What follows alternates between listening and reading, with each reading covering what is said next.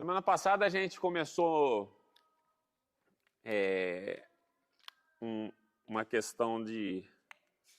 A gente está nos fundamentos, né, os fundamentos da fé cristã, falando sobre as nossas práticas, né? Então a semana passada foi sobre a Bíblia, né? Por que a gente lê a Bíblia, né? Porque o que é a Bíblia? Então estudamos aí bastante a respeito disso e hoje a gente vai continuar, né? Hoje a gente vai falar como estudar a Bíblia.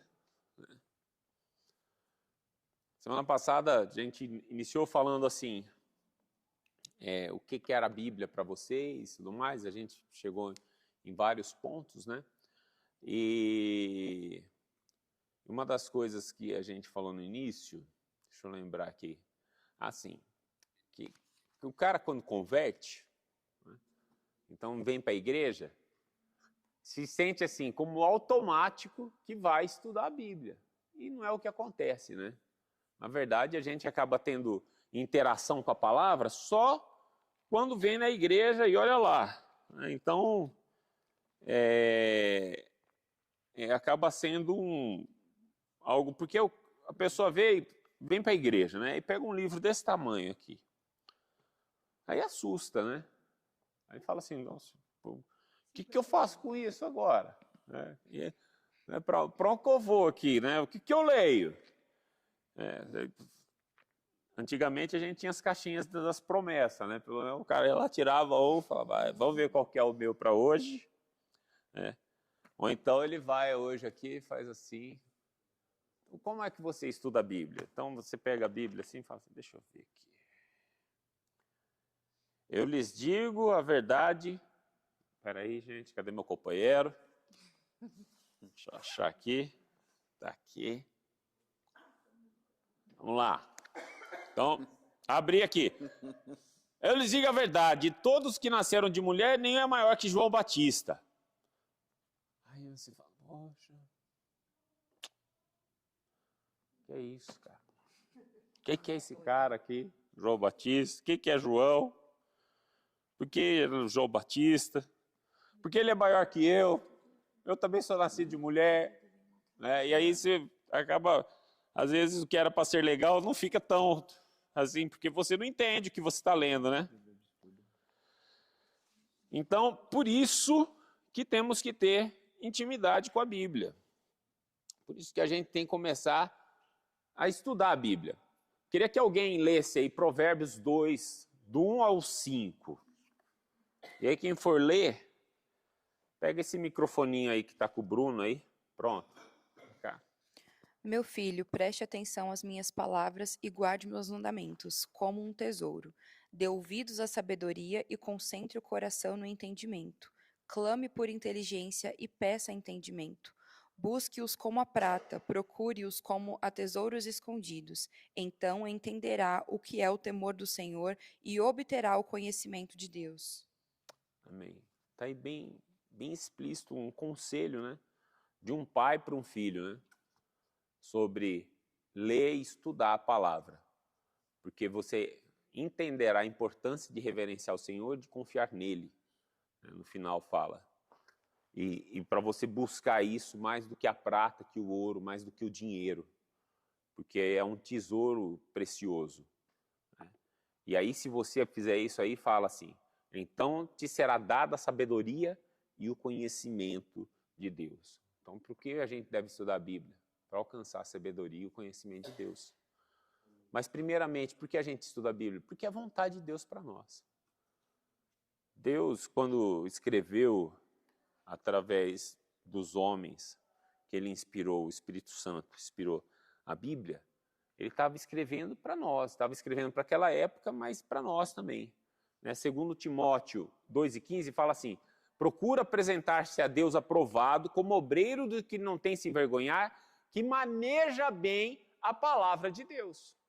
Então olha só, como é que você se apresenta? Então é vontade de Deus que você maneje bem a espada, a palavra de Deus. Você saiba utilizar a Bíblia. Mateus 4,4 fala assim, nem só de pão, Jesus, né, falando, nem só de pão viverá o homem, mas... De toda palavra. É isso aí. Da onde? Da boca de Deus. De toda palavra que sai da boca de Deus. Aleluia. Então, por isso a gente tem que estudar a Bíblia, porque é a vontade de Deus, mas também porque nós temos necessidade disso.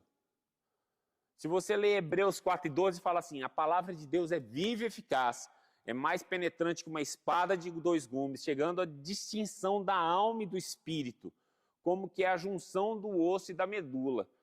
Incrível essa, eu não sei como é que eles já sabiam a respeito de medula e de osso nessa época aí, mas eu tenho um primo que é médico, e aí ele falando assim, que ele sempre foi criado na igreja, ele falou, Márcio, sabe quando eu vi a questão de Deus, assim, que quando eu comecei a estudar anatomia, aí eu pegava um osso, o osso da forma que ele é feita, os microporos, assim, ele deixa leve, mas ele é duro, aquilo lá é impossível, não existe tecnologia que poderia desenvolver um negócio desse. Algo assim, porque normalmente os metais, eles são condensados, certo, Guilherme? Tem espaço para ar dentro de metal? Como é que Deus faz uma matéria que ele tem microporos ali? Então ele deixa uma densidade mais leve. E ele é mais resistente que muitos metais aí. A pressão que ele aguenta. E aí ele vem. A separação da junta da medula não dá. É que nem você colar um papel e tentar descolar depois. Vai rasgar um pedaço para um lado. Não existe nada que consiga cortar perfeitamente numa dissecação, tirar a medula de um osso. E aí vem assim, que a palavra de Deus ela é mais afiada, que é possível dividir entre medula e osso. Olha que loucura esse negócio, que é... Sim, e assim, e pensa... O máximo que faz é pensar a medula e... porque não tem como fazer um negócio desse, assim, justamente, essa junção das duas coisas. Ter algo tão poderoso que é capaz de separar isso daí, sem deixar marca para um lado para o outro, somente a palavra de Deus. Ela é capaz de distinguir os pensamentos e as intenções do coração, seguindo a leitura de Hebreus 4:14. Então, nós temos que ler a palavra, porque é a vontade de Deus, porque nós temos essa necessidade, porque nós temos que crescer. Pensa bem comigo.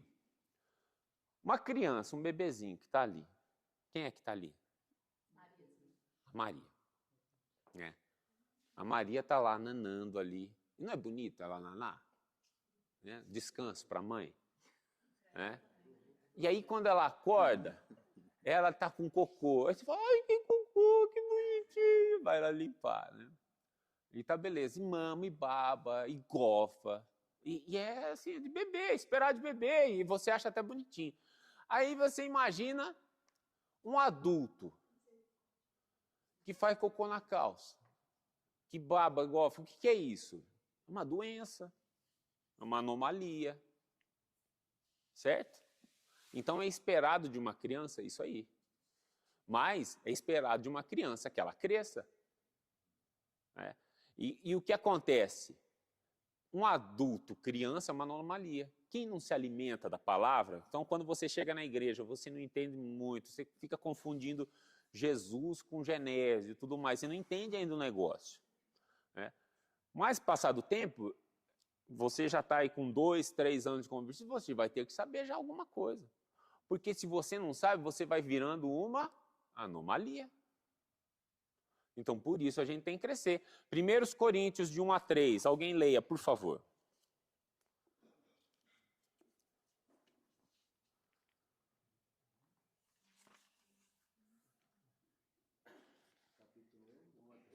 Isso. 1 Coríntios 3, capítulo 3, de 1-3. Quem não falou capítulo? Eu, porém, irmãos, não vos pude Passa o microfone para ela. O microfoninho. Sem problema, mana. Vai lá. Eu, porém, irmãos, não vos pude falar como as espirituais, e sim como as carnais, como a crianças em Cristo. Leite vos dei a beber, não vos dei alimento sólido, porque ainda não podeis suportá-lo, nem ainda agora podeis, porque ainda sois carnais. Porquanto, havendo entre vós ciúmes e contendas, não é assim que sois carnais e andais segundo o homem? Pois é. Então, outra na minha versão aqui, né? Quando tem inveja uns dos outros, se dividem em grupos desavindos. Não é isso prova que ainda só querem fazer a vossa vontade? E de que se comportam como gente que ainda não pertence ao Senhor? Né? Então, por que é isso aí? Ele inicia falando. Eu vim aqui com alimento pesado para vocês. Mas eu vi que vocês eram ainda criancinhas. E faz tempo que vocês são crentes. Então, vocês estão virando uma anomalia. É isso que Paulo estava falando para esse povo aqui. Que eles precisavam crescer. Não podia mais estar no leitinho. Então, nós estudamos a Bíblia porque nós temos que crescer. Né? Dica: a nossa atitude deve incluir disciplina. Essa busca de Deus, não tem como se conhecer a Deus se você não tiver uma disciplina de estudo. Uma sequência de estudo. Porque se você só estudar pela necessidade, você sempre vai ser um crente necessitado. Sempre vai estar aquém daquilo que você deve estar. Né? Então não podemos esperar que Deus se revele para nós se nós não fizermos um esforço intencional de ter essa revelação. E qual que é esse esforço? O estudo da palavra sequencial, constante. Né? Mateus 7,7 fala assim: pedi, dar-se-vos-á. Batei, buscai e encontrareis, batei e abri-se-vos-á. O que é isso aí? E aí o pessoal fala muito a respeito de oração, né? Ora, mas é também a respeito de todas as coisas da nossa vida. Estuda a Bíblia. Você quer sabedoria? Peça. Não fala na palavra? Peça sabedoria, Deus a dá. Peça a Deus sabedoria. Quem tem falta de sabedoria, peça a Deus. Isso. A todos dá sem julgar. É isso mesmo. Então, pronto. Desse jeito aqui. Ou seja, nós temos que pedir, e a forma de pedir sabedoria é, que a gente leu no primeiro versículo que a gente leu aqui, estudando a palavra. Também. Outra coisa, Isaías tinha o hábito de fazer isso toda manhã, o profeta. Isaías 50, capítulo 50, versículo 4, fala assim: o Senhor deu-me as suas palavras de sabedoria, a fim de que possa saber o que devo dizer aos que estão cansados. Em cada manhã, ele me acorda e abre o meu entendimento à sua vontade. Toda manhã, ele era acordado por Deus para estudar a palavra. 50, versículo 4. Mas aí chega, né? Você pega a Bíblia, aí você fala assim, tá bom, por onde eu começo? Né? Aí você fala, e aí eu te falo, começa lendo. Pega a Bíblia e vá ler. Lê a Bíblia. Leia grandes porções da palavra. Essa é a primeira coisa que você tem que fazer. Porque a Bíblia é Deus se comunicando ao homem. Quem é que inventou a comunicação? Foi Deus. Deus inventou a comunicação. Ele que inventou esse negócio. Então, ele é o mestre da comunicação. Certo? Então, a Bíblia, ela está aqui e ela foi escrita para as pessoas entenderem. E aí você vai tendo, quando você vai lendo, eu tô montando quebra-cabeça. A gente, com as crianças, está sendo bem legal. A gente pegou de 500 peças lá, montou, era uma Santa Ceia nordestina, um quadro lindo, sabe? Bem bacana. Então era assim, para Jesus, assim, era uma pamonha, curau, essas coisas assim, né? Como seria uma Santa Ceia nordestina. E aí a gente leu, aí a hora que você vai montando, cara, é complicado. Aí você vai separando as cores. Agora a gente concluímos, pegamos um mapa lá. O pessoal que está indo na célula, desafio o pessoal da célula a ajudar. A Rai falou, não quero, aí o pessoal não quis participar. Eu falei, cara, poxa, Comprei isso aqui pensando, vou interagir com o pessoal da célula, ninguém tem paciência. Mas por quê? Porque você olha aquele monte de peça, assusta. Mas na hora que a gente começa a montar, e eu estava com a Carol, ela falou, Márcio, agora a gente pega a peça e vai e já põe no lugar. Você vai vendo, você vai pegando intimidade com o negócio, e uma peça que você nunca encaixou antes, mas aí você já vai pegando, já vai sabendo que lugar ela está, onde encaixa. Por quê? Porque você já acostumou os seus olhos com aquilo. Você vai olhando, procurando. Chega uma hora que você já...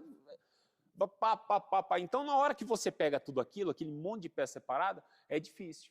Mas aí, quando você fica lá gastando tempo em cima daquilo, e olhando e prestando atenção, as coisas vão se encaixando.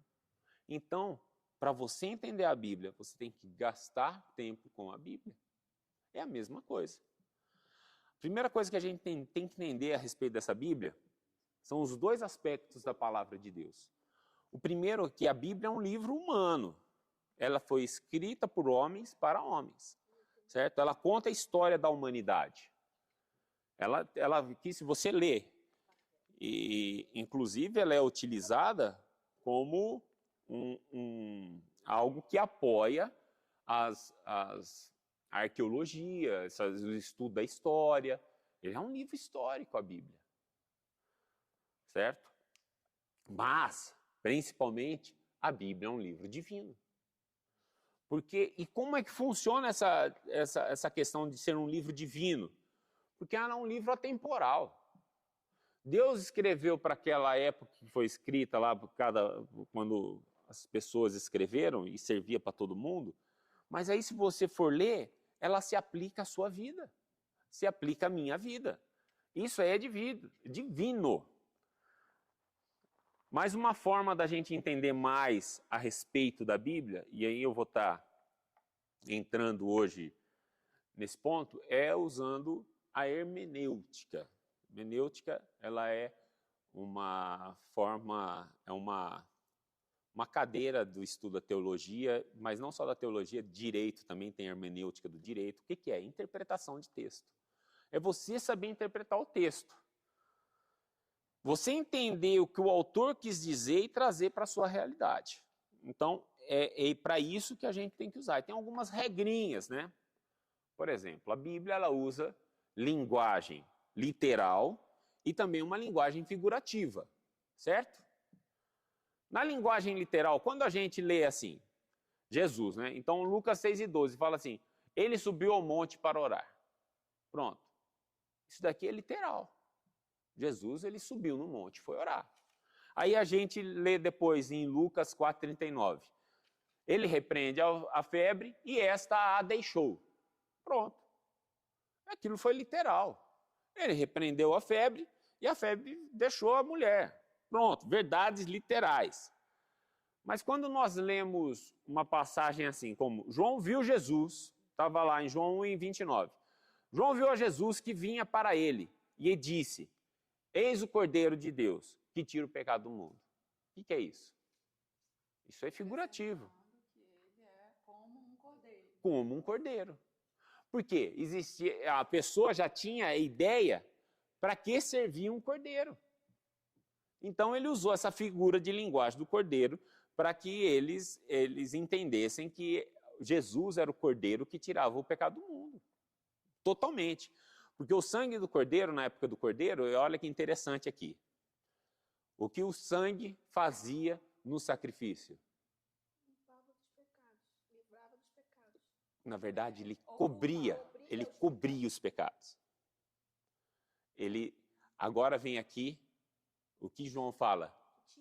Tira o pecado. A diferença desse cordeiro. Ele é perfeito.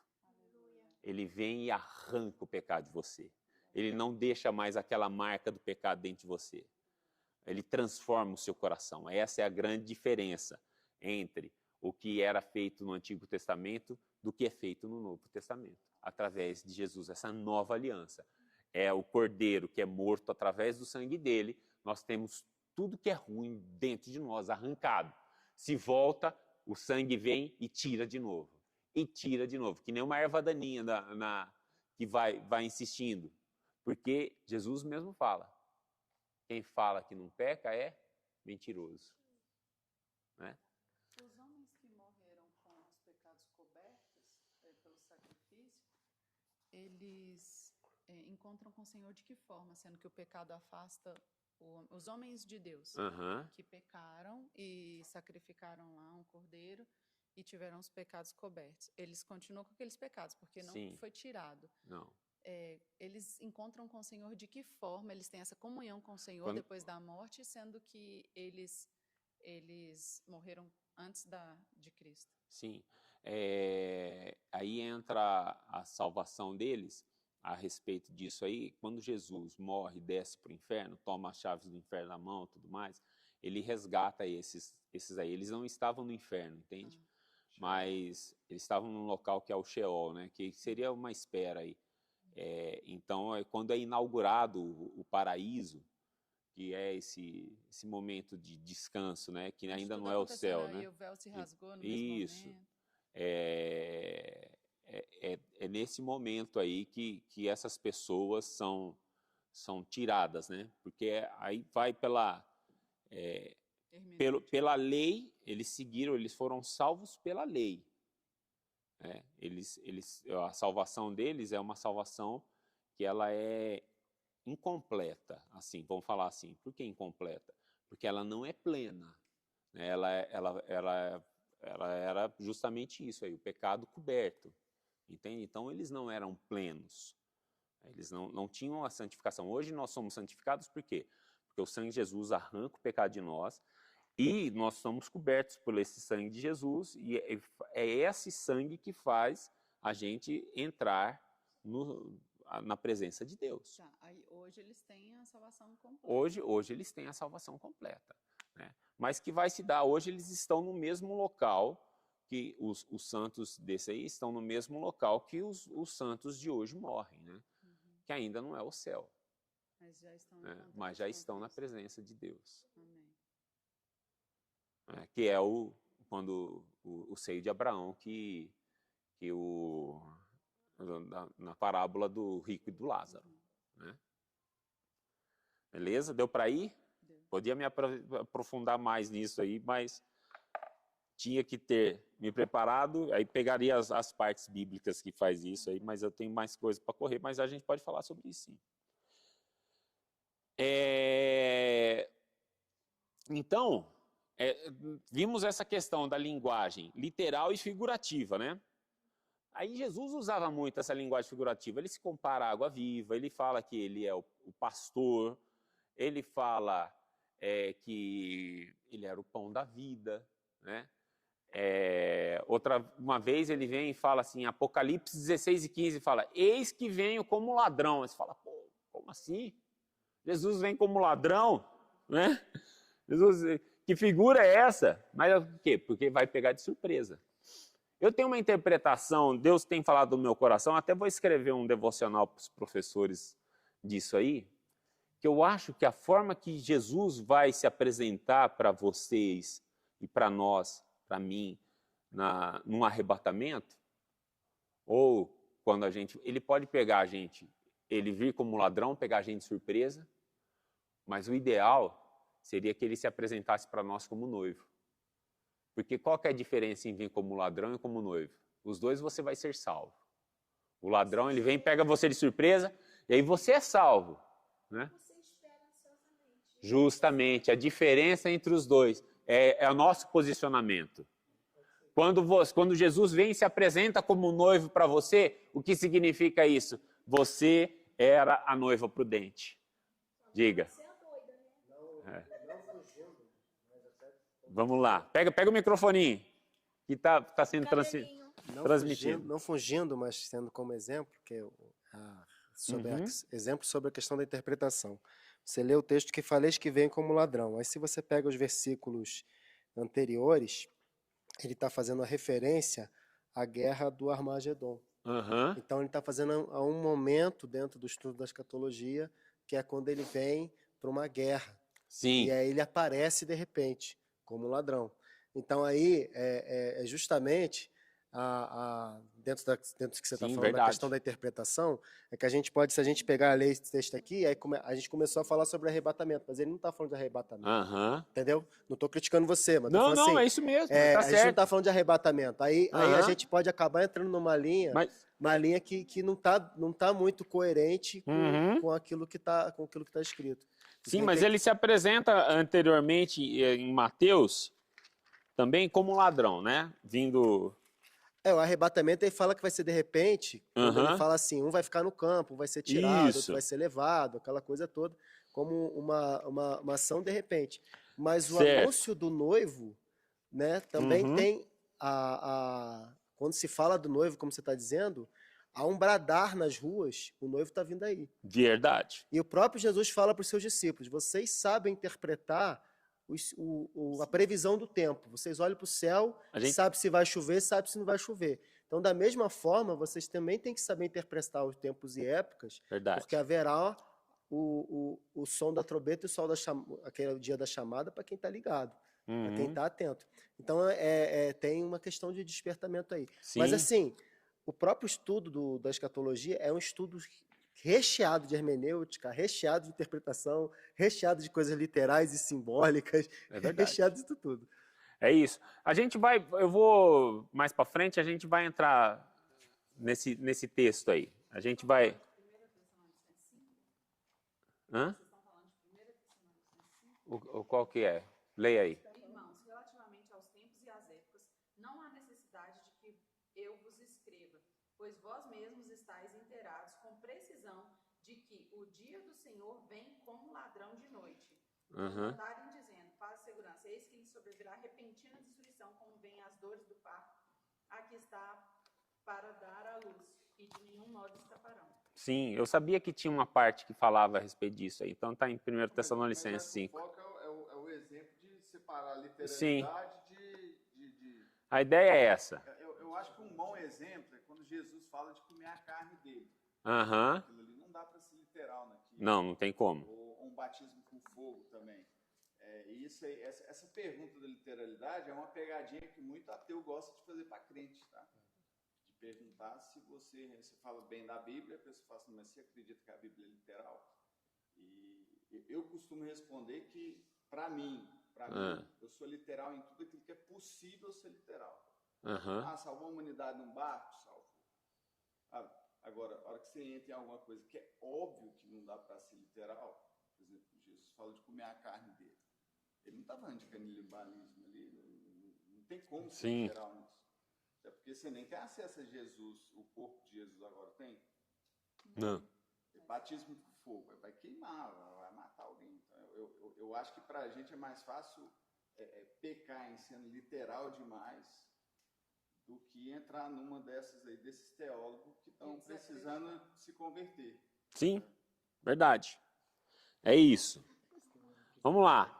Então, justamente isso aí, para não incorrer no erro, né, de você aplicar errado, a gente nunca pode ler o versículo sozinho, né? A gente tem que sempre ler antes, ler depois, ler grandes partes da Bíblia. Isso daí é um dos alicerces da hermenêutica, né? Então, primeira coisa que eu quero trazer aqui para vocês, e a gente vai se aprofundar nisso aí que a gente está estudando, nós temos que entender o texto. Nós temos o texto e temos o contexto, certo? Então, o que é o texto? O texto é aquilo que você está lendo. Vamos ler Mateus 24 aí. Pega a sua Bíblia, pega Mateus 24, a gente vai ler esse capítulo inteiro. Quase. Que está falando desses últimos tempos. Então tá. Mateus 24 fala assim, quando Jesus saía da área do templo, seus discípulos chamaram a atenção para as diversas construções do edifício. Ele, porém, disse, estão vendo todas essas construções? Eu lhes digo a verdade. Elas serão completamente demolidas e não restará pedra sobre pedra. Pronto, aí Jesus está falando a respeito da destruição do templo. Mais tarde, deixa eu ver se eu estou com uma outra Bíblia aqui. Não vou nessa mesmo. Mais tarde, Jesus sentou-se no Monte das Oliveiras. Seus discípulos vieram até ele, em particular, e perguntaram, diga-nos quando isso vai acontecer, que sinal indicará a sua volta e o fim dos tempos? Porque para eles já eles já entenderam assim, a destruição do templo é o fim dos tempos. Isso aí, com a destruição do templo é o fim dos tempos, na cabeça deles, né? E aí eles já perguntam isso. E aí Jesus responde assim, não deixe que ninguém os engane, pois muitos virão em meu nome, dizendo eu sou o Cristo, e enganarão a muitos. Vocês ouvirão falar de guerras, ameaças de guerras, mas não entrem em pânico. Sim, é necessário que essas coisas ocorram, mas ainda não será o fim. Uma nação guerreará contra a outra e um reino contra o outro. Haverá fome, terremotos em várias partes do mundo. Tudo isso, porém, será apenas o começo das dores de parto. Então vocês serão presos, perseguidos e mortos. Por minha causa serão odiados em todo o mundo. Muitos se afastarão de mim e trairão, odiarão uns aos outros. E aí ele começa a falar a respeito do fim dos tempos, né? Jesus está falando. Falsos profetas surgirão em grande número e enganarão a muitos. O pecado aumentará, o amor de muitos esfriará, mas quem se mantiver firme até o fim será salvo. As boas novas a respeito do reino serão anunciadas em todo o mundo para que todas as nações as ouçam, então verá o fim. Chegará o dia que vocês verão aquilo que o profeta Daniel falou, a terrível profanação, que será colocada no lugar santo. Leitor, preste atenção. Quem estiver na Judéia, fuja para os montes. Quem estiver no terraço, no alto da casa, não desça para pegar suas coisas. Quem estiver no campo, não volte nem para pegar o manto. Que terríveis serão aqueles dias para as grávidas, para as mães que estiverem amamentando. Orem para que a fuga de vocês não seja o inverno nem no sábado, pois haverá mais angústia do que a qualquer outra ocasião, desde o começo do mundo, e nunca mais haverá angústia tão grande. Aí Jesus já está falando de outra coisa, a respeito da destruição do templo. De fato, se o tempo de calamidade não tivesse sido limitado, ninguém sobreviveria a esse tempo que foi limitado por causa dos escolhidos. Portanto, se alguém lhes disser, vejam aqui está o Cristo, acreditem, pois falsos cristos e falsos profetas surgirão e realizarão grandes sinais e maravilhas a fim de enganar, se possível, até os escolhidos. Vejam que eu vos avisei disso de antemão. Portanto, se alguém lhes disser, ele está no deserto, nem se deem ao trabalho de sair para procurá-lo. Se disserem, está escondido aqui, não acreditem, porque assim como o relâmpago lampeja do leste e brilha no oeste, assim será a vinda do Filho do Homem. Onde estiver o cadáver, ali se ajuntarão abutres. Aí ele volta para a vinda do Filho do Homem, né? Para a volta dele. E aí ele vai. O sol escurecerá, a lua não dará luz, as estrelas cairão do céu, os poderes serão abalados. Então, por fim, aparecerá no céu o sinal da vinda do Filho do Homem e haverá grande lamentação entre todos os povos da terra. Eles verão o Filho do Homem vindo nas nuvens do céu com poder e grande glória. Ele enviará seus anjos com um forte sopro de trombeta e eles reunirão os escolhidos de todas as partes do mundo de uma extremidade à outra do céu. Agora aprendam a lição da figueira. Cara, aí ele volta de novo, ele está falando sobre arrebatamento. Jesus fazia parte dos ensinos dos rabinos na época. Eles pegavam 2, 3 assuntos e colocavam na mesma pauta, assim. E eles iam falando sobre isso. Então Jesus aqui, eles vêm e perguntam uma coisa e na verdade eles estão perguntando sobre 2 coisas, né? No início. Eles perguntam a respeito, Jesus fala da destruição do templo, aí eles perguntam, como é isso? A destruição do templo, na verdade, quando é que você vai voltar? Porque na cabeça deles, destruição do templo seria o fim das coisas. Aí Jesus começa a responder as 2 coisas para eles. E vai chegando até um tanto que vai complicando, e depois o que você vai entendendo, você tem que separar, que chegamos no ápice de Mateus 24, 34 e 35. Estamos em 32. Agora aprenda a lição da figueira. Quando os ramos surgem e as folhas começam a brotar, vocês sabem que o verão está próximo. Da mesma forma, quando virem todas essas coisas, saberão que o tempo está muito próximo à porta. Eu lhes digo a verdade. Esta geração certamente não passará até que todas estas coisas tenham acontecido. Aí pronto. Pergunto para vocês. Jesus errou? Mas Jesus está falando assim, olha, em verdade vos digo que não passará essa geração sem que tudo isto aconteça. Ele não está falando essa, aí tem gente que quer dar uma ajudinha, não, está falando essa geração que vai viver essas coisas. Não, ele está falando esta qual que é? A que ele estava falando, esta geração. Então, aí ele fala assim, sem que tudo isso tenha acontecido. Passará o céu e a terra, porém as minhas palavras não passarão. Aí você fala assim, cara, então Jesus voltou? Já? Voltou para eles? Não voltou. Voltou para nós? Ainda não. Então o que acontece aí nesse texto aí? Como é que você vai entender o texto pelo texto? Geração pós-diluviana. Pois é. Vai saber. E Mas Jesus está falando aí. Faz sentido.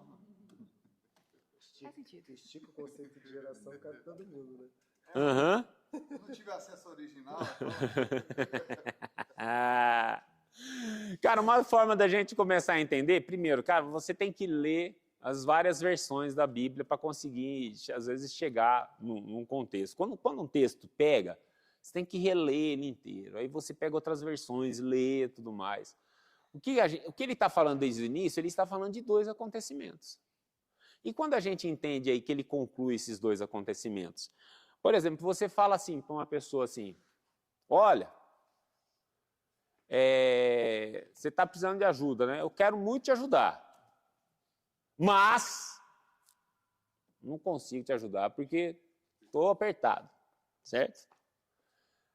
Aí você vem assim, então, a verdade, ela vem depois do mas, que é uma conjunção adversativa. Ou seja, depois do mas, é que vai ter, assim, então está falando alguma coisa. Por exemplo, ó, de noite, a luta tem a noite inteira, mas pela manhã continua tendo luta. Não, aí não tem sentido você ter fala por mas aí, né? Então, porém, contudo, de manhã vem uma vitória, vem uma alegria. Entende? Então, aí você usa um mas.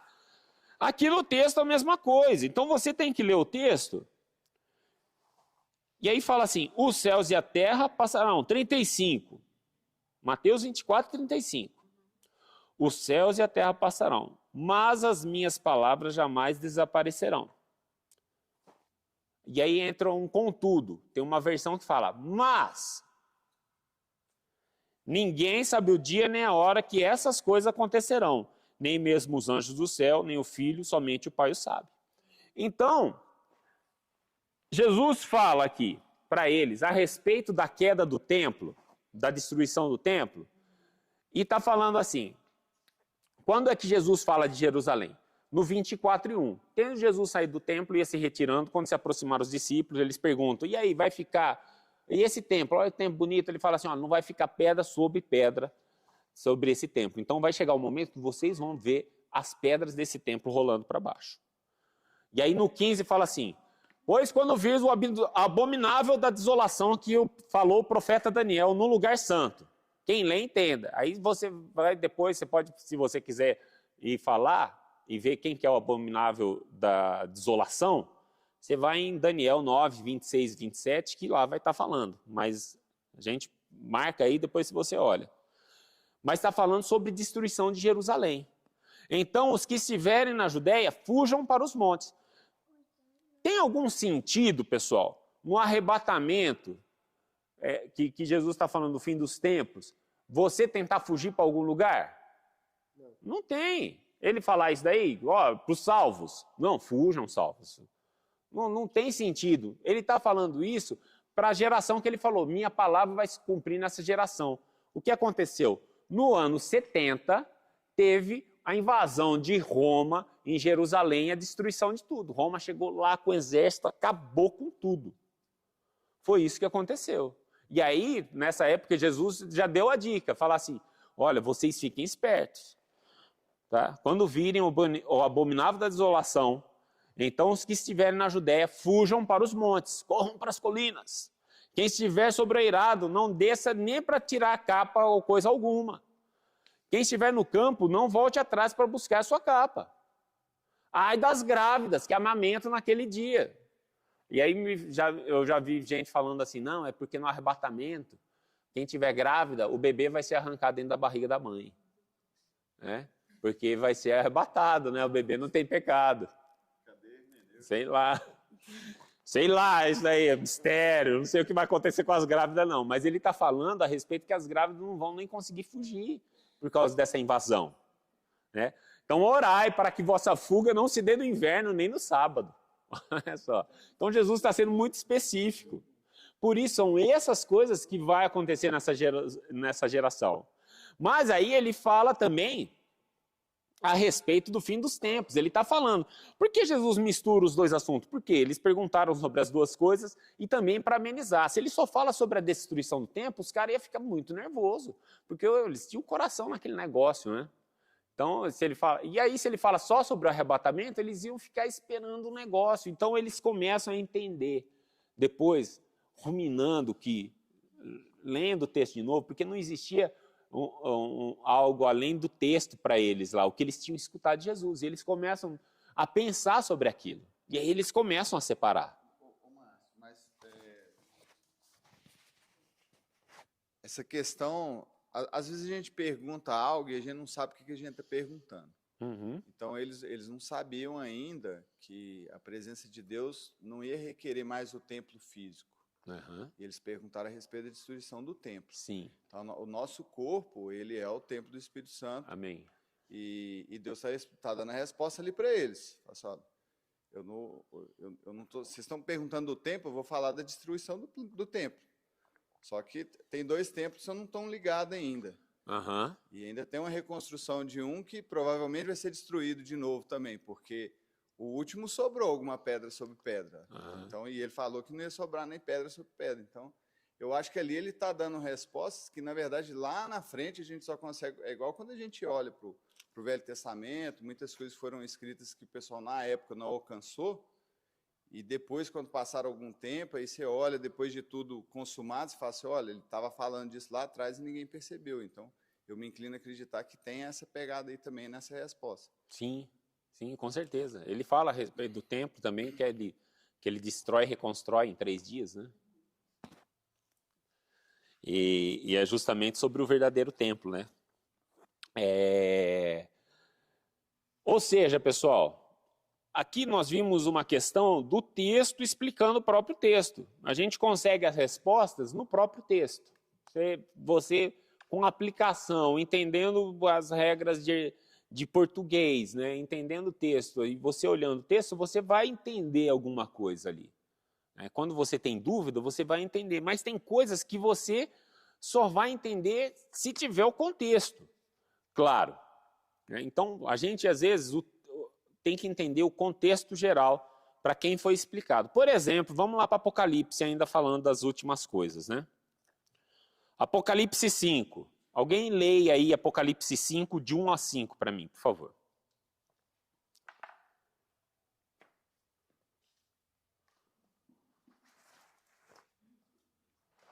Quem puder.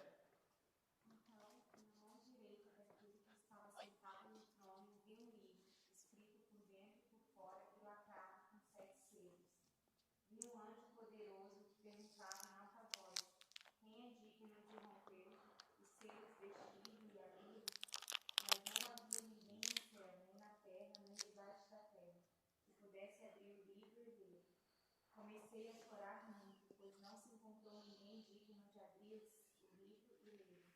Então, um dos 24 anciãos me disse, não chore. Veja, o leão da tribo de Judá, o herdeiro do trono de Davi, conquistou a vitória. Ele é digno de abrir o livro e os 7 selos. Então vai. Aí eu sempre que li esse negócio, eu pensava assim, tá, um livro. Aí um livro com selos, né? Aí o selo que a gente conhece, selo de carta, né? Então, o selo tá ali. Você fala assim, como assim? Tá selado. Qualquer pessoa pode ir lá e abrir esse livro aqui. Tá aqui um livro selado. Aí vinha um cara, que é o João, que está tendo essa revelação, começa a chorar porque ninguém pode abrir o livro. Fala, caramba, só abriu, por que ele está chorando? O que é que tem nesse livro aí? Né? Que precisa ser aberto o selo e o cara chora porque ninguém é digno de abrir o selo. E aí você tem que começar a entender qual que é a cultura. O que é que eles entendiam quando tinha 7 selos num livro? O que era um livro da época? Então, são coisas que você vai ter que pesquisar. E você fala assim, como é que eu pesquiso isso? Primeiro, a gente precisa ter uma Bíblia de estudo. Né? Então, o mínimo que você tem que fazer ter é uma Bíblia de estudo. Então, você vai na Bíblia de estudo, você vai ler, às vezes a explicação da sua dúvida está aqui já, está explicado já. Aí você vai na Bíblia de estudo, vê o versículo referente, as letrinhas pequenas abaixo aqui, menores do que a letra, não sei porque eles falam um negócio desse. Né? Ah, louco, você usa óculos, depois você pega uma lupa para ler, né? Para estimular a revelação. Justo. Então, uma Bíblia de estudo te ajuda bastante, tá? Quando a Bíblia de estudo não ajuda, aí você vai para outras coisas. Eu tenho coisas que me ajudam aqui. Eu tenho a história dos Hebreus de Fábio Joséfo, que eu trouxe aqui para mostrar para vocês. Então, hoje não precisa mais disso, tá, pessoal? Hoje, quando você não entende um assunto, o que você faz? Google diz. Né? Mas você precisa saber, o difícil será que essa fonte do Google é uma fonte fidedigna? É algo que realmente está trazendo uma verdade, não uma verdade contaminada? Né? Então, você às vezes tem que se cercar de bons livros, que você sabe a referência, que você sabe de onde vem e tudo mais. E também, às vezes, perguntar. E se a pessoa não sabe, pergunta para outra, assim vai. Né? Mas por isso que é tão importante a gente estar junto aqui. Né? Hoje em dia, eu falo assim, deixa eu pensar, alguma coisa que seja de hoje. Eu escrevo assim, sinal vermelho para você, certo? Para você, sinal vermelho. Aí a pessoa vem assim, vinha correndo muito, você escreve assim, ele vinha correndo muito, e o guarda falou assim para ele, sinal vermelho para você, sei lá, uma coisa assim. Aí está escrito. Aí daqui 1000 anos alguém vai ler assim, fala assim, que é isso, sinal vermelho? Né? Como assim? O que é um sinal vermelho justo? Né?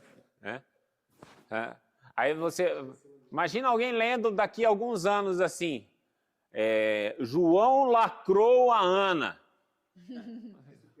Pegou e pôs um lacre em cima dela. Né?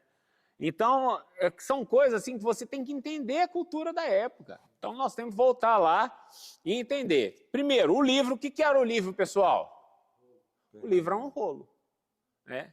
Então, estava lá, o livro, ele era um rolo. Aí eu escrevo aqui.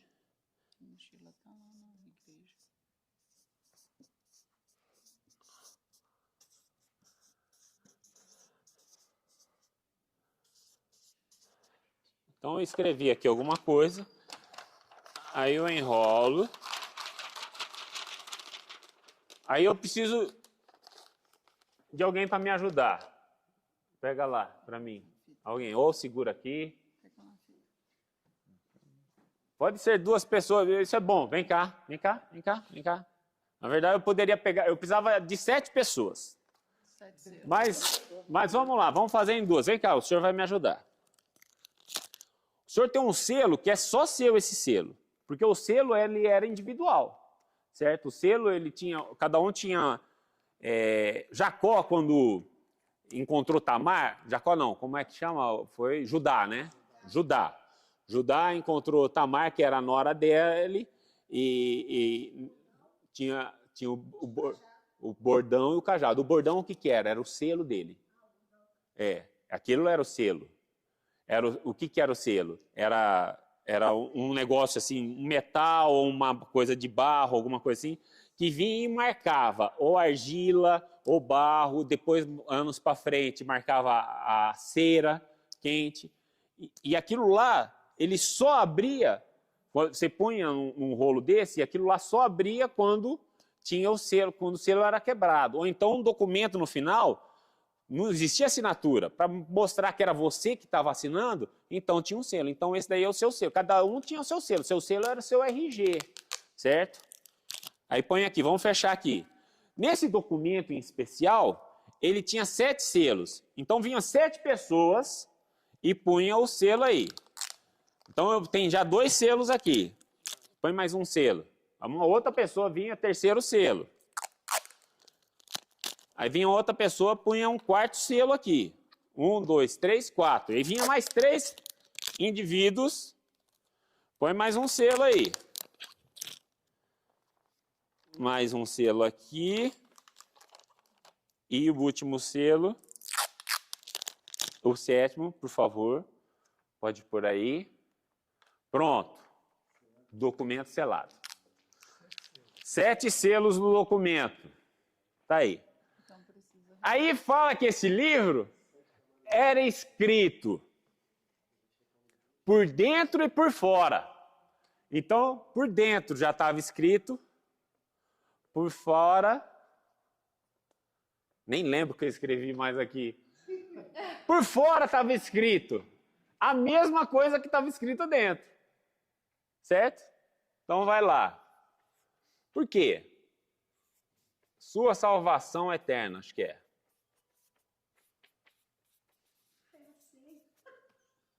Hã? Confirma a sua senha. É. Tava lá. Então isso daqui, que documento era esse, pessoal? Um documento de 7 selos, escrito por fora e por dentro. Era um documento de testamento. Era uma herança. Então, quando tinha isso, então o cara tinha uma herança para deixar, ele deixava lá, eu deixo a minha herança para o meu filho tal, e a herança vai ser uma casa, 5 bois, não sei o que, ele deixava esse negócio.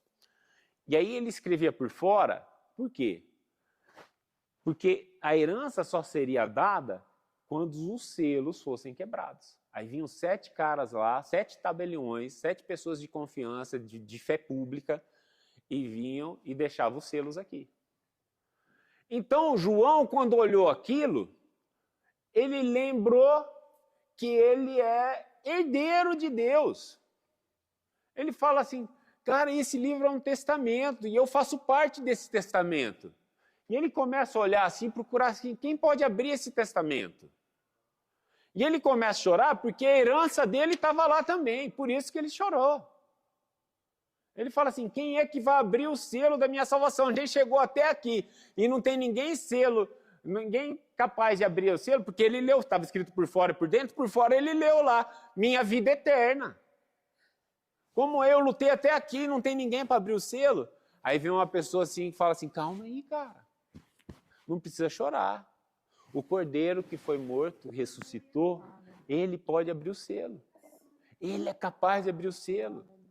E aí, quando você entende isso, que aí esse texto salta, se fala assim, era um testamento, e eu também estaria chorando lá junto com o João.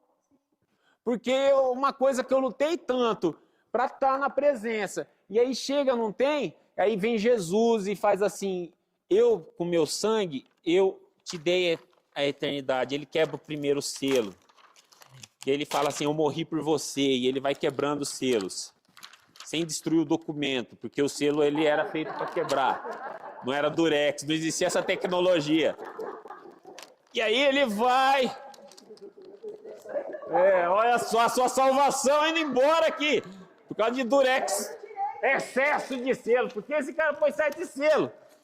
E aí tá lá, sua salvação eterna. A mesma coisa, você recebeu isso aí. Amém? Então, olha só, quando você entende o contexto, a palavra ela faz toda a diferença. Ela vem e ela transforma aquilo lá que você está lendo, pois não? 7 selos, e você tinha falado de 7 pessoas, né? Aham. A gente tem relação com 7 espíritos. Cara, não tenho ideia. Não, agora, ele é o dono da herança. Ele é o dono da herança. Ele que deixou a herança. É. Ele é o único que pode romper os 7 selos, porque Aham. o dono Sim, pode o 7 é a O perfeição. dono dos bens pode mudar a herança a qualquer momento. Sim, Inclusive, ele pode abrir ela. 12. tá aí. Cara, aí vem lá, Romanos 8 e 14. Não. Isso, é isso aí. Alguém leia Romanos 8 e 14. Até o 17. Espírito de Deus são filhos de Deus. Vai. Porque todos que são guiados pelo Espírito de Deus são filhos de Deus. Pois vocês não receberam o Espírito que os torne de novo escravos medrosos, mas sim o Espírito de Deus que os adotou como seus próprios filhos. Agora nós os chamamos Abba, Pai, pois o seu Espírito confirma a nosso Espírito que somos filhos de Deus. Se somos seus filhos, então somos herdeiros e, portanto, co-herdeiros com Cristo. Se de fato participamos do seu sofrimento, participaremos também da sua glória. Amém. Pronto, está aí falando. Nós somos co-herdeiros com Cristo. Aleluia. A herança é nossa também. Ele abriu o selo da herança para todos. Amém? Amém. Então, olha só, o contexto, quando você entendeu o contexto daquilo lá, que era uma cultura deles, desses 7 selos, era uma questão de um testamento, tudo mais, aí você começa a entender a palavra. A palavra ela se torna mais poderosa na sua vida. Por isso que é tão importante a gente usar essas regras. Além do texto e do contexto, e ainda existe o pretexto. Tem gente que fala assim, olha, textos fora de contexto é pretexto. Mas é tipo assim, um pretexto para uma heresia. Né? Mas, na verdade, pretexto, no estudo assim, da interpretação, o texto é aquilo que está escrito, certo? Que às vezes se explica por si só. O contexto é o âmbito geral que aquilo foi escrito, o local onde foi escrito, né, qual que era a cultura da época, você precisa entender isso daí, né? Como é que funcionava. E aí o pretexto, qual que é? Na interpretação da língua portuguesa, o pretexto é por que foi escrito aquilo. Então, qual que é o pretexto? Qual o pretexto disso aí? Por que ele escreveu aquilo da forma que escreveu? Certo?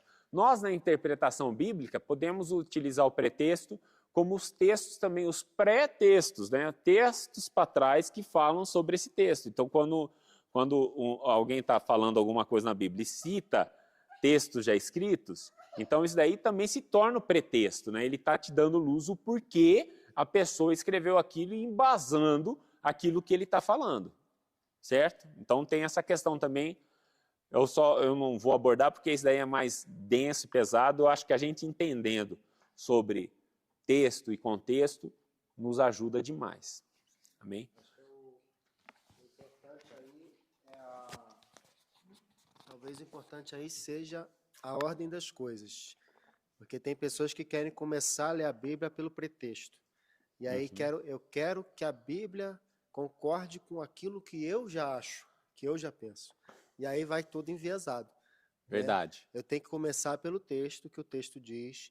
O contexto vai falar de um estudo. E aí o pretexto eu quero entender o porquê que o texto diz aquilo. E eu olho para mim, entendendo que a Bíblia tem razão e eu não. Né? Verdade. O contrário é que às vezes as pessoas querem ler a partir dos próprios pretextos, das próprias intenções, e fica procurando e cavucando uma maneira de manipular a palavra de Deus para justificar os próprios erros. Aí ela entra numa cilada. Sim, né? sim. Porque o próprio diabo, ele usa a palavra para tentar Jesus. Então, ele às vezes, ele faz essa distorção de interpretação, né? E não é apenas uma heresia que uma religião monta, mas hoje em dia tem muitas heresias individuais que surgem do coração das pessoas, Verdade. que querem usar a Bíblia para fundamentar os próprios pecados. Você vê muito disso aí fora. Isso aí é bem falado quando fala de sofisma, né? Que a Bíblia fala, Paulo fala a respeito de sofismas, né? E o sofista usava isso, né? O sofista era uma classe de interpretação, uma classe de filosofia da Grécia, que eles pegavam que a beleza estava na fala, na argumentação. Então, não importa que tipo de argumento você utilize, o sofista usava uma mentira para comprovar aquilo que ele tinha como verdade. Mesmo que essa verdade fosse uma mentira para todos, mas ele utilizava de uma boa argumentação para tentar mostrar algo que era mentira como se fosse verdade. Isso na nossa vida aí se torna um sofisma, né? Então o sofisma na nossa vida É justamente isso aí. São essas mentiras que às vezes você acaba internalizando sobre você, às vezes até para justificar um pecado ou qualquer outra coisa assim, que te leva a tentar justificar um injustificável, né? Ou então que te mantém preso numa situação que faz você não acreditar que aquilo possa, que um milagre possa acontecer na sua vida. Então tem várias coisas aí. E quando a Bíblia, ela ajuda a quebrar essas mentiras, mas trabalhando, você lendo da forma correta. Começando, como o Mano falou aí, começando pelo texto, muito bom essa daí, e entendendo o contexto, para que o pretexto daquilo, o porquê foi falado aquilo, se revele para você. Glória a Deus. Um exercício. Isso aí que é aquela espada, né? Hã? Você falou no Obrigado. começo, Aham. que a intenção, a palavra de Deus é como espada de dois gumes que entra no Verdade. julga a sua intenção, julga Sim. o seu pensamento, julga o que você está querendo levar com aquilo. Sim, sim. Aí vai mesclando isso que a gente falou de contexto com a tua intenção, pretexto.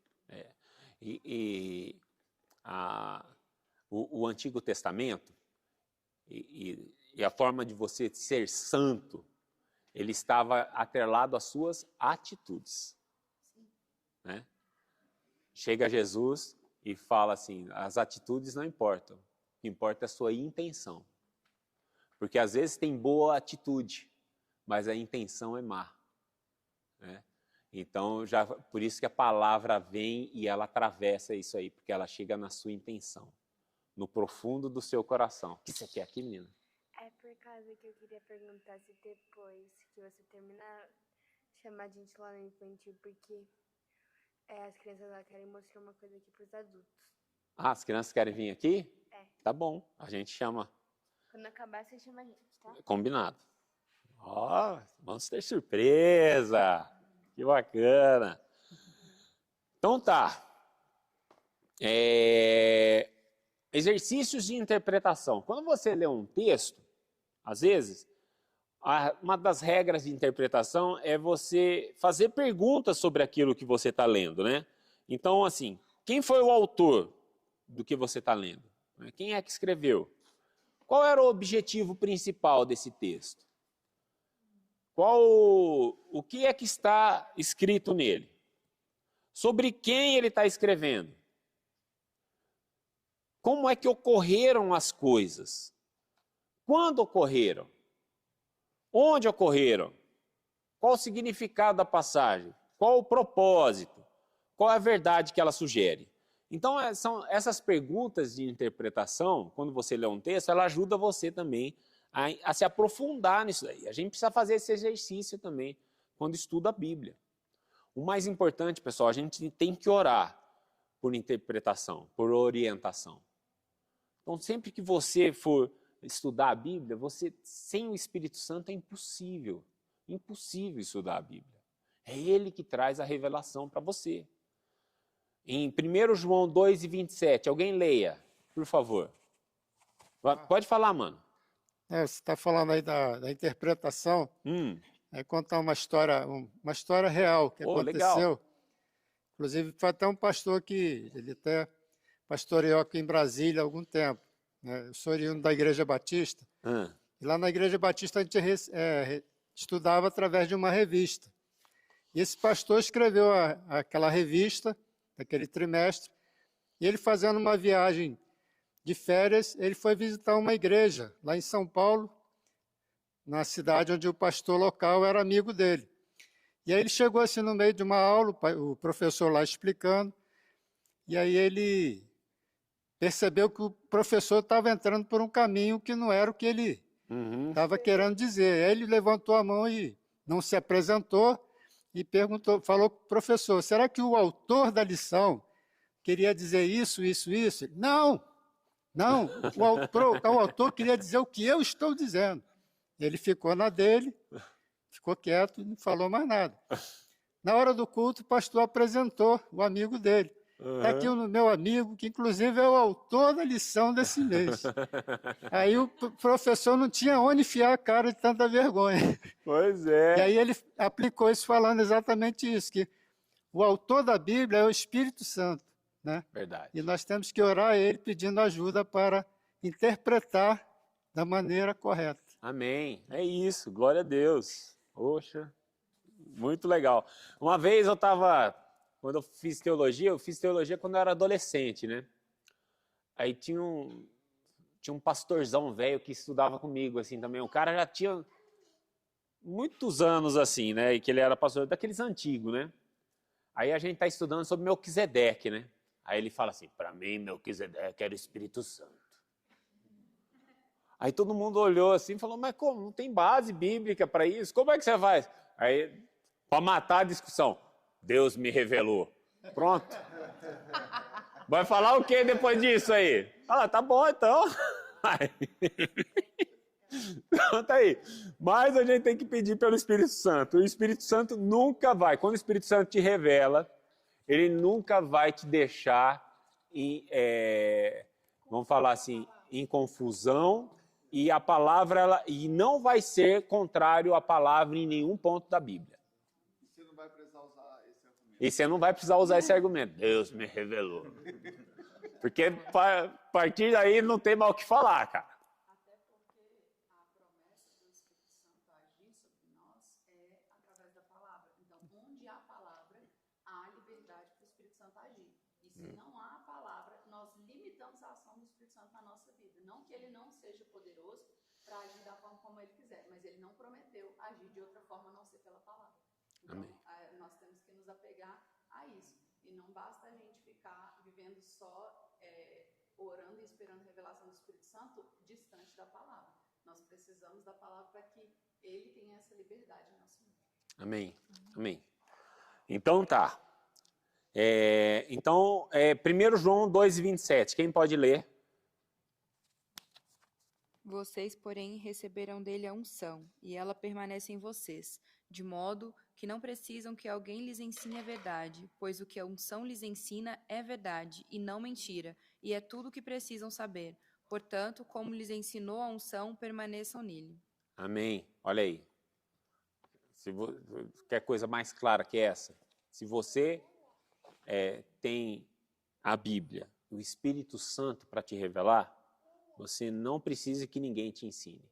Na verdade, é o verdadeiro ensino da palavra, que é aquele que transforma o seu coração, ele é feito pelo Espírito Santo. Porque teologia sem a presença do Espírito Santo, ela é só filosofia. Ela vai ser só um conjunto de ideias. Agora, com a presença do Espírito Santo, é a verdade, é a água viva que brota dentro da gente, que afeta outras pessoas, transforma as vidas, tudo mais. Essa é a verdade transformadora, ela é através do estudo da palavra e através do Espírito Santo. Então, sem o Espírito Santo, nós não podemos desvendar as verdades espirituais da Bíblia. Não tem como. Salmo 119, que é o salmo da Bíblia, né, que fala sobre a palavra, tudo mais, 18 e 19 fala assim: abre-me os olhos para que constate todas as maravilhas que há na tua lei. Olha ele pedindo para Deus, abre-me os olhos para que eu constate todas as maravilhas da lei. Aqui na terra eu sou um peregrino, por isso bem, eu preciso dos teus mandamentos. Amém? O estudo da Bíblia eficaz depende da oração, pessoal. Então, se a gente está aqui entendendo como estudar a Bíblia, sem oração, sem a presença do Espírito Santo, é impossível a gente chegar em algum lugar de verdade.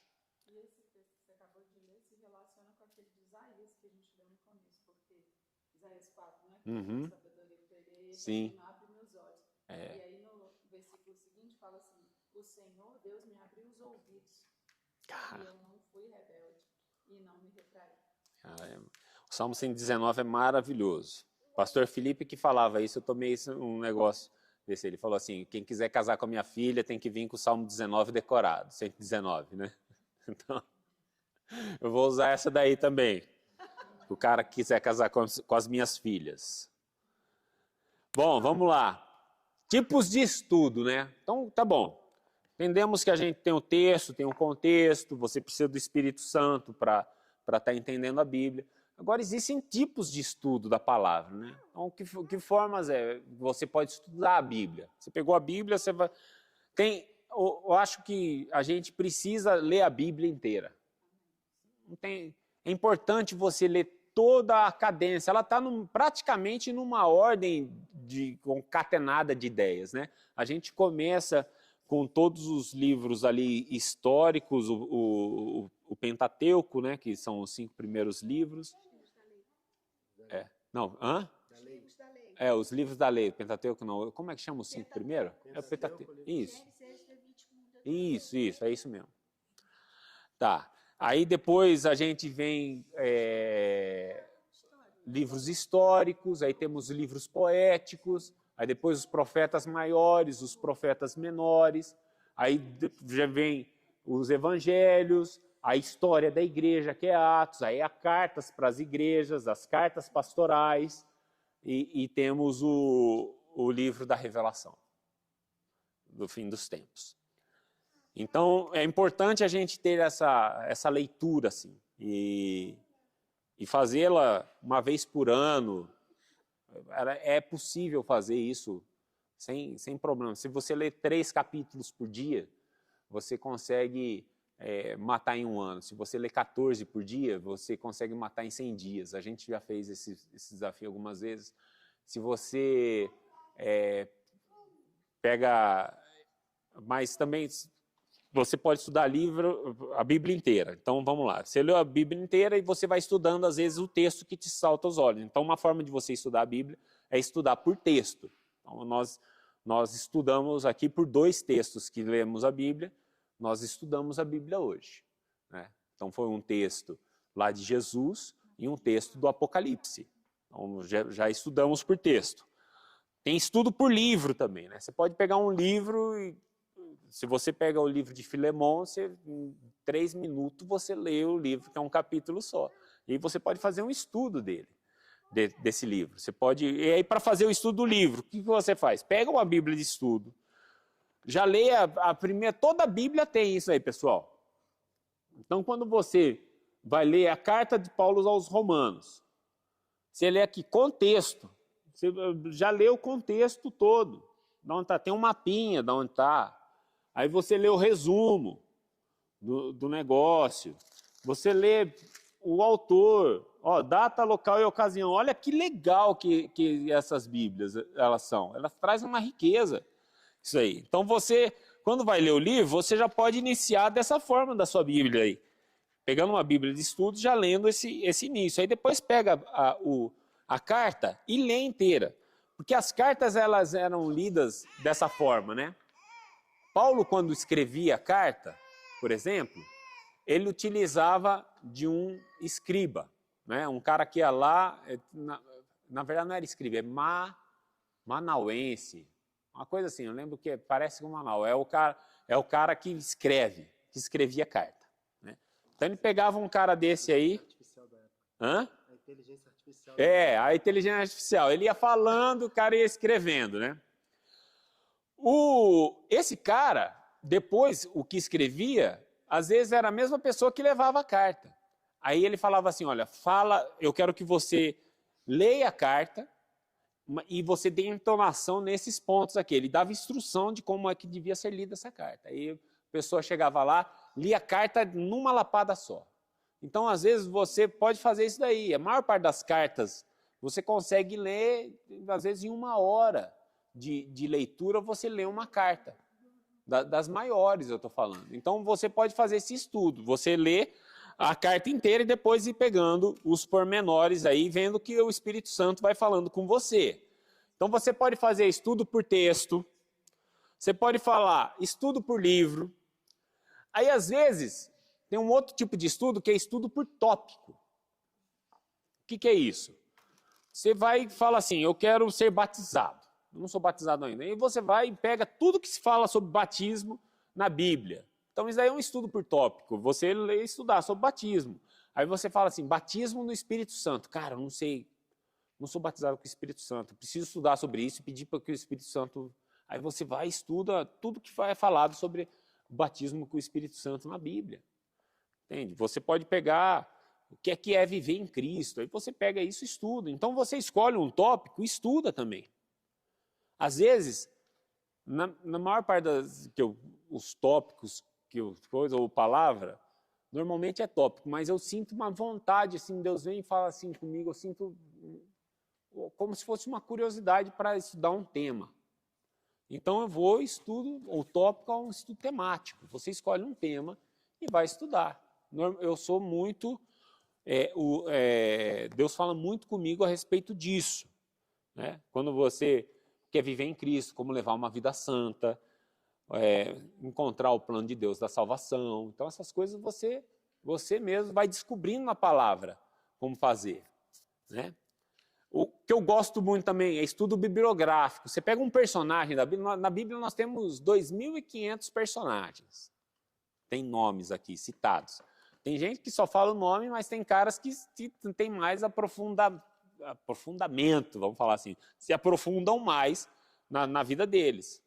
Isso funciona muito com as crianças, né, também, porque elas escutam a história de Moisés, bebê sendo colocado, elas escutam qual que é a principal história de todo mundo, das crianças. Davi contra Golias, Sansão, eu tenho um vídeo do Antônio no meu Instagram, aí ele falando, cara, bebezinho, deixa eu ver.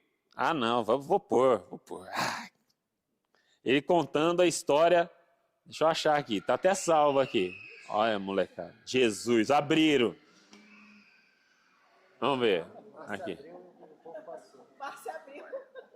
O Antônio não chupa laranja. Ah, não, esse aqui é do Antônio não chupa laranja. Aí ele falou... Você que chegou falando assim, eu vou morrer. Ah, não, é que ele tá falando da laranja. Ah, Sansão cabeludo. Que historinha você mais gosta da Bíblia? Dá tempo. Ah. Sansão cabeludo. Sansão cabeludo? E me fala do Sansão, o que é ele? O que ele fez? Conta a história dele. É uma vez que a mãe dele, ele ia contar ele ia nascer. Então, Ele ia nascer. Cometeu que não podia cortar o seu cabelo. Não podia cortar o cabelo. Não beber cerveja e não podia beber cerveja. E não podia tocar animal morto. E pronto. Então tá aí. Historinha, você vê como funciona? Ele devia ter aqui, sei lá, 2, 3 anos de idade, assim. E como funciona as histórias que marcam, e os detalhes, né? Que foi. Por quê? História de personagem funciona muito com criança. E não só com criança, né? Então, Jesus, o nascimento de Jesus, tudo mais. Mas os adultos, nós também, porque a gente pega os personagens bíblicos e começa a ver assim, ele era que nem eu. Você pega Davi, e às vezes as vaciladas dele e tudo mais, você fala assim, pô, Davi era que nem eu, né? Safados, que nem eu, meu. Porque, assim, se eu for deixar o velho homem, é que nem Davi, não tem problema. E se a gente vacilar, vai cair do mesmo jeito, certo? E tem outras coisas, e você vai se identificando com os personagens bíblicos, porque a Bíblia ela não esconde nada. A Bíblia fala do cara, nenhum foi pintado como um herói imbatível. Ele foi pintado, todos os personagens da Bíblia foram pintados como eles eram, humanos. Tem gente aí? Tá, já estamos terminando já, 2 minutos. Agora? Então tá. Chega aí. Então esse é o estudo biográfico. Eu ia falar sobre estudo devocional, pessoal, mas não vai dar tempo, vai ficar para a próxima aula, viu? Chegou o Sansão. Pode vir.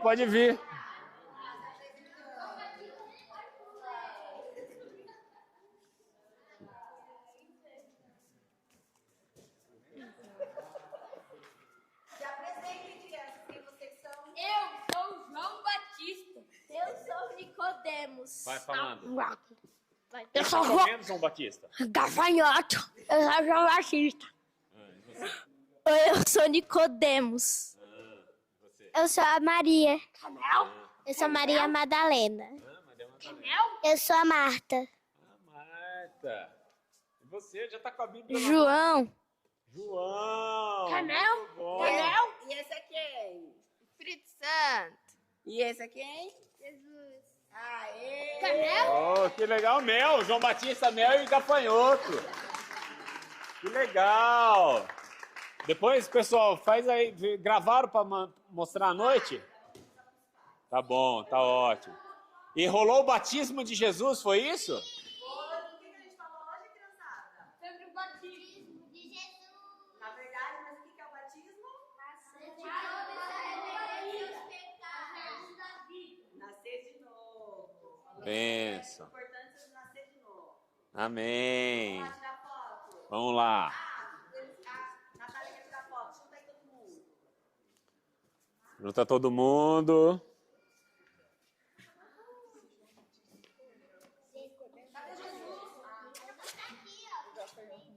Cadê Jesus? É muito aqui na minha bolsa. Gafanhoto não acaba nunca. Também tem gafanhoto, mas... Ó. Que bacana. Parabéns para vocês, hein? Muito legal. Pessoal, 11h36, deu o nosso horário. A gente vai ter ainda esse tema de estudo, vamos entrar em devocional, vai ser bem legal. Eu ia passar rápido, mas eu acho que vamos fazer uma aula mais profunda a respeito disso aí. Oi. Eu cortei minha barba. Vai, sem barba. Amém? Vamos ficar de pé? Alguém quer falar alguma coisa a respeito da aula? Amém. Ou dúvida para tirar? Pois não. Parabéns, a aula muito boa. Mas você falou várias coisas aí sobre ler a Bíblia, interpretação, né, de Deus. E eu lembrei que uma vez nós estávamos numa célula, e aí um menino de 8 anos, ele fez uma oração. E ele orou, pedindo para não só ter a comida, mas ter fome para comer. E isso a gente também tem que pedir a Deus, o Espírito Santo, para ele ter fome de ler a palavra. Porque às vezes tem a palavra, né? Porque a Bíblia, ela às vezes é até um livro chato. Às vezes tem texto ali que você pega que é um livro chato de ler. Né? Fulano que gerou fulano, que gerou Beltrano, e só tem número. E a pessoa, às vezes, ela desanima de ler por causa disso. Então tem que pedir fome a Deus para amar a palavra e ler a palavra. Amém. Então aproveita aí que o senhor já falou a respeito disso. Ora para terminar, por favor. Pai, nós te agradecemos, Senhor, por essa manhã. Amém. Esse momento, Deus, maravilhoso aqui, que podemos estar meditando, Pai, na Tua palavra. Amém. E podemos aprender, Senhor, que nós precisamos, Senhor, da Tua palavra. Precisamos nos alimentar, Senhor, nos fortalecer. E como falei, Senhor, que nos dê fome, Senhor, e sede da Tua palavra. De aprender, de buscar Te conhecer cada vez mais. De ser a cada dia, Senhor, usado por Ti para abençoar outras vidas, Senhor. Abençoa, Pai, a vida do Márcio, que ele seja cada dia mais inspirado, Senhor, por Ti para ensinar, Pai, a Tua palavra. Amém. Abençoa cada aluno aqui, Senhor, em nome de Jesus. Amém. Amém, amém. Glória a Deus. Valeu, galera.